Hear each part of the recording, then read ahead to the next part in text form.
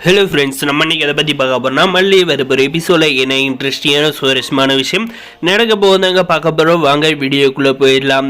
இந்த ரஞ்சிதா பார்த்தீங்கன்னா, ஏண்டி உனக்கெல்லாம் அசிங்கமாக இல்லையா? என் கழுத்துக்கு வந்த தாலியை நீ வாங்கிக்கிட்டு இருக்கே. உன்னை இந்த வீட்டை விட்டு போக சொன்னாலே போக மாட்டேன். இந்த வீட்டிலே ஒட்டிக்கிட்டு இருக்க மரியாதையே நான் சொல்கிறதுக்கு கீழே டிவோர்ஸ் பேப்பரில் கையெழுத்து போட்டுட்டு நான் கொடுக்குற 10-5 வாங்கிக்கிட்டு இந்த வீட்டை விட்டு போகிற வழியை பாரு அப்படின்ற மாதிரி சொன்னதே பார்த்தீங்கன்னா, நம்ம மல்லி சும்மா இருப்பாங்க.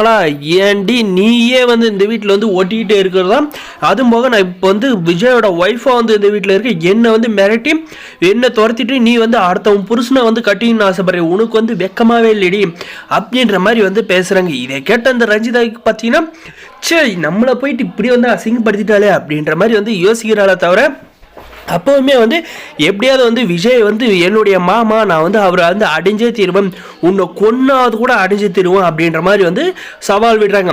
அதுவும் பார்க்கலாண்டி, நீ முடிஞ்சா உன்னால் முடிஞ்ச எஃபெக்டை போட்டு விஜய் அடைய முடிஞ்சா அடைஞ்சு பாரு. அதுக்கு நான் எந்த ஒரு முற்றுக்கட்டையும் போட மாட்டேன். ஆனால் என்ன மீறி நீ எப்படி விஜயை நெருங்குறியன்றதை நான் பார்த்துடுறேன். இப்போதைக்கு சூழ்நிலை உங்களுக்கு சாதகமாக இருக்கிறதால விஜய் நீங்கள் சொல்கிறத வேணா நம்பிக்கிட்டு இருக்கலாம்.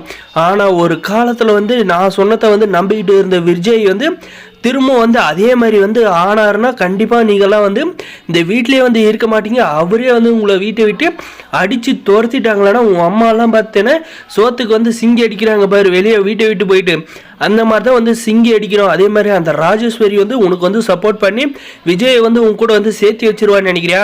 நீ செல்லா காசு, உன்னால அவளுக்கு ₹1 பிஸ்னஸ் லாபம் இல்லை. அதனால உன்னெல்லாம் விஜய்க்கு கல்யாணம் பண்ணி வைக்க வாய்ப்பே இல்லை.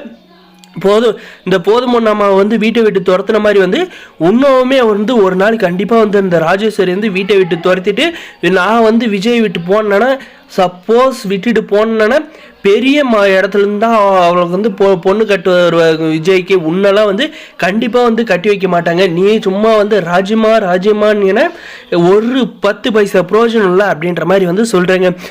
அதுக்கப்புறம் பார்த்தீங்கன்னா இந்த ரஞ்சிதாயை யோசிக்கிறான். மல்லி சொல்கிறதும் பாயிண்டாக தான் இருக்குது. நம்ம அவ்வளோ பெரிய பேக்ரவுண்டு நமக்கு இல்லை. ஆனால் நம்ம விஜய் கல்யாணம் பண்ணிக்கிட்டு தான் பல கோடிக்கு சொத்துக்கு அதிபதி ஆக முடியும்.